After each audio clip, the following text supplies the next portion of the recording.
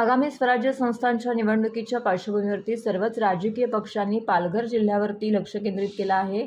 भाजपाचे गणेश नाईक, शिवसेनेचे एकनाथ शिंदे, मनसेचे अविनाश जाधव हे ठाणे जिल्ह्यातील मातब्बर नेते पालघरचा किल्ला लढवत आहेत। आता काँग्रेस पक्षनेतेही त्यामध्ये उडी घेत आहेत। ठाणे शहर काँग्रेस कमिटीचे अध्यक्ष ॲडव्होकेट विक्रांत चव्हाण यांची प्रांताध्यक्ष हर्षवर्धन सपकाळ यांच्या सूचनेवरून पालघर जिल्हा काँग्रेस कमिटीच्या निरीक्षकपदी नियुक्ती करण्यात आलेली आहे।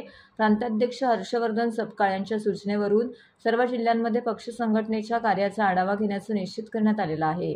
त्यासाठी प्रत्येक जिल्ह्याकरिता पक्ष संघटनेतील एका ज्येष्ठ पदाधिकारीची नियुक्ती करण्यात येत आहे। त्यानुसार ॲडव्होकेट विक्रांत चव्हाण यांची पालघर जिल्हा काँग्रेस कमिटीच्या निरीक्षकपदी नियुक्ती करण्यात आलेली आहे।